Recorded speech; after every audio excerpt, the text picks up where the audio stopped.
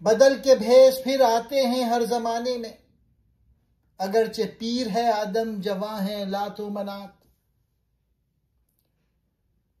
انسان نے اگرچہ علم، تہذیب اور وقت میں ترقی کی ہے، مگر فکر اور روحانیت کے اعتبار سے وہ آج بھی انہی پرانی گمراہیوں میں مبتلا ہے۔ ماضی میں لوگ پتھروں کے بت پوجتے تھے، آج انسان نفس، دولت، طاقت یا مغربی تہذیب کے بتوں کو پوج رہا ہے۔ اقبال کے نزدیک بت پرستی صرف پتھروں کی نہیں، بلکہ ہر وہ چیز جو خدا کے مقابلے میں دل پر قبضہ کر لے وہ بت ہے۔ آج کے لات و منات وہی پرانے باطل نظریات ہیں جو نئی اصطلاحات اور نظاموں جیسے سرمایہ داری، مادیت، قوم پرستی وغیرہ کی شکل میں سامنے آئے ہیں۔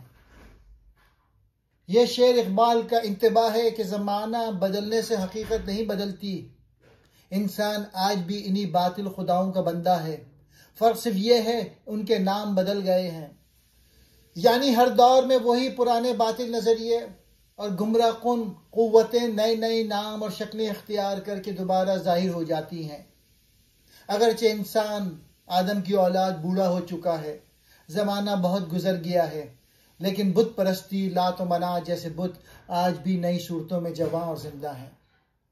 بدل کے بھیس، صورت بدل کے، پیر کہتے ہیں بوڑھے کو، لات و منات پرانے بت۔ اقبال کا پیغام ہے کہ باطل کی پہچان ہمیشہ تازہ نظر سے کرو، کیونکہ وہ پرانے لباس میں نہیں بلکہ نئے چہروں کے ساتھ آتا ہے۔ انسان کو چاہیے کہ وہ حق اور باطل میں فرق کرنے کی بصیرت پیدا کرے تاکہ پرانے بتوں کے نئے روپوں سے دھوکہ نہ کھائے۔ اقبال کا پیغام ہے آنکھیں کھولو، نئے زمانے کے بت پہچانو، ورنہ تم سمجھو گے کہ تم آزاد ہو، حالانکہ تم کسی نئے لات و منات کے غلام ہو۔